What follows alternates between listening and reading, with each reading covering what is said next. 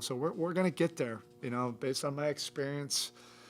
If you just continue to forge ahead, when it gets tough and it gets disappointing, eventually you get a breakthrough. And I believe that, and I know the locker room believes that as well. They're more concerned with the lottery, so how does this happen? They made plays down the stretch. They hit some big shots. But they played hard, those last few minutes and got the best of us. You guys still have only one consecutive game to win since the start of 2026. How frustrating is the inconsistency the last few weeks? Yeah, it's obviously not good. You can't win more than one game. Can't get 2 games in a row. We're built for this, though. We can overcome it. We just got to hit our stride at, the right moment. And the right moment is now. We just got to keep playing together, stick together, through the hard times. And, we got the talent to do something special this year. We just got to lock in and stay together. How much is the lack of cohesion hurting? Today, all of a sudden, Norm can't go at the last minute. Pella's out again. What's it like trying to find your stride when you're striding with different guys almost every night? Someone's down, next person up. My whole career in the NBA, that's what Miami Heat has been about, no matter who's on the floor. Cheering for a fight, a dog fight. And that's the edge that we have to bring. Remind teams that no matter who's on the floor, every guy on our team can go out there and help, contribute to winning. You've been around a long time. You lose games over the course of an 82, but does something like this sting a little bit more because of the circumstance? For sure. It's a game, we got to win, no matter what, whether it's a point, 3 points, 20, it doesn't matter.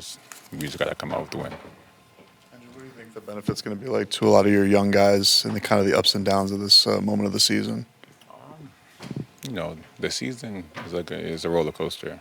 You never know what's going to happen with, injuries.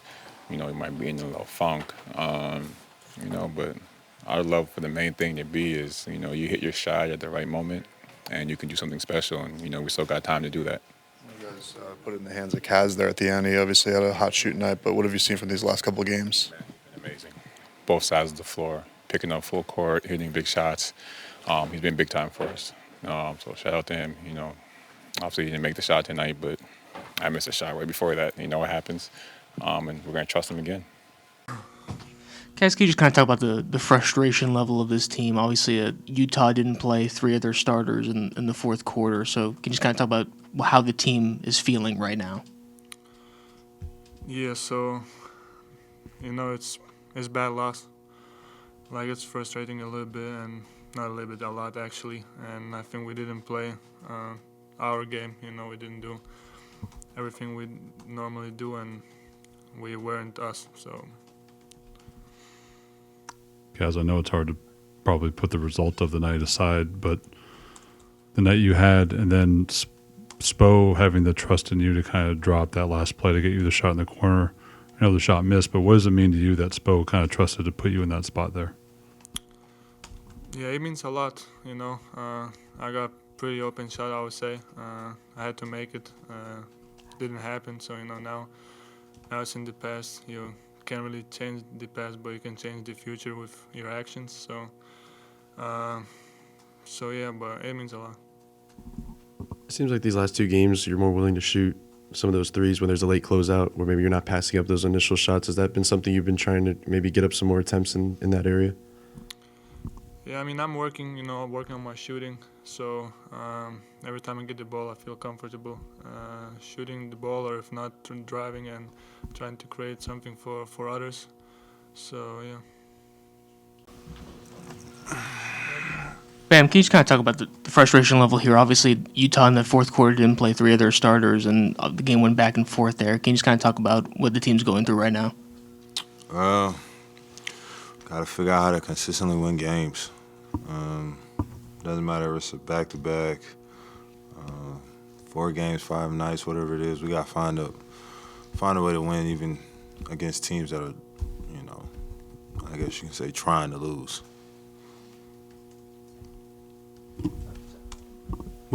Bam, what do you feel like we've asked you this after the last few losses? What do you feel like is holding this team back from finding that consistency?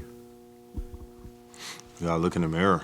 That's the biggest thing. I feel like we don't look in the mirror enough to see what we can do better day in, day out. We kind of go with the flow, and then when we get behind, it's kind of when we want to like tap in. I guess you can say when we want to be like, all right, we got to win this game. And it's like we got to have that urgency from the jump, and a lot of times we don't have that. How important, I know there's games obviously after the All-Star break, but how important is this sort of next one to head into that break kind of mentally and physically well and just get a win there? And on a good note, going in the break, you want to go in with a W, so then you have some type of momentum going into the second part of the season. Bam, I know it's always next man up mentality, but when you're without Tyler and Norm in a game like this, just how much is the offense changing for you guys? We don't have our usual scores, you can say. So for us is how do we generate those type of points without them being out there, and we have to work with that. We got to move the ball, we got to move without the ball, we got to sacrifice cut for one another, and that's how we'll generate those extra shots and crash in the offensive glass. Thanks, man. Coach, can you talk about the way that the game transpired up until the fourth quarter where Utah held out three of their starters there? Can you just kind of talk about the breakdowns there in that fourth? Look, I mean, I know how it looks. First of all, the team that they played through the first three quarters is vastly different than the team we played in Salt Lake. They presented some different challenges with the size, in terms of our driving and attacking game, our rebounding. And then in the fourth quarter, it just became a game. We went up 5, with a couple minutes, I guess before I called the timeout, and then Sensabaugh hit a big 3, got him to 2. And then, we had our opportunities. There were some good things that happened down the stretch. We just missed some shots. Bam had Jaime had, a shot that's, in his wheelhouse. Bam got the offensive rebound, put back for the foul. I think we missed a free throw on that one. And then Bam missed a very makeable pull-up shot going to his right. Then Wiggs missed a very makeable pull-up shot. And then Cass missed a very makeable 3, at the end. Sometimes it's make or miss. But we had our opportunities, to grind out and get some defensive stops. It would have been pretty ugly, down the stretch. Our guys were gassed. I mean, our guys really laid it out there, and I know what that sounds like, playing against a team with their record. But we're coming off of 3 and 4, and guys injured and out, and Kalel got in foul trouble. So the guys that were playing were laying it out there. We just couldn't make the plays at the end. I'll have to go look through the process toward the end, but I'm pretty good with the offensive process down the stretch. We posted Bam, quite a few times going down the stretch. I think we generated some good looks. And our leading guys at that point would have been Jaime, Bam, Wiggs, and Cass, and they all got shots in their wheelhouse down the stretch. We didn't make them. You start Kalel with Bam to kind of combat their size a little bit. Then Kalel, obviously the foul trouble, like you mentioned. How much did that kind of change things throughout the course of the game, and what you wanted to get to? Yeah, I wasn't able to get to it, and that's part of the learning, is learning how to do things with technique and not getting the hands in there, which has been an issue versus the aggressive players, and also the rebounding. That's the challenge I've said about that double big lineup. It's got to be a great rebounding team, but we're a better rebounding team when we don't go double big, and that's frustrating, but it will change. They both want to make that work, and we work on it constantly with Kalel. Your 3-point shot volume was way up. I think like 70% of your shots were from three in Yeah. the first 18 minutes, and they were outscoring you pretty good in the paint. Was that just because of their three big lineup, or Yeah. things not happening that you liked? No, I mean, I thought those were the appropriate plays. You know, it was a man-to-man, but a zone, basically. They kept their bigs down there. And if we attempted those at the rim, we were getting those smacked out, you know. We didn't make enough of them to make them blink. And we weren't able to, you know, offensive rebound, you know, the way we typically can. But at the end of the day, we're +5 with whatever time that was left in the game. And even considering all the circumstances, you know, the guys that they're sitting and all that stuff, +5 going down the stretch, we just have to figure out, you know, how to win those games. You know, just like we had a lead in Boston.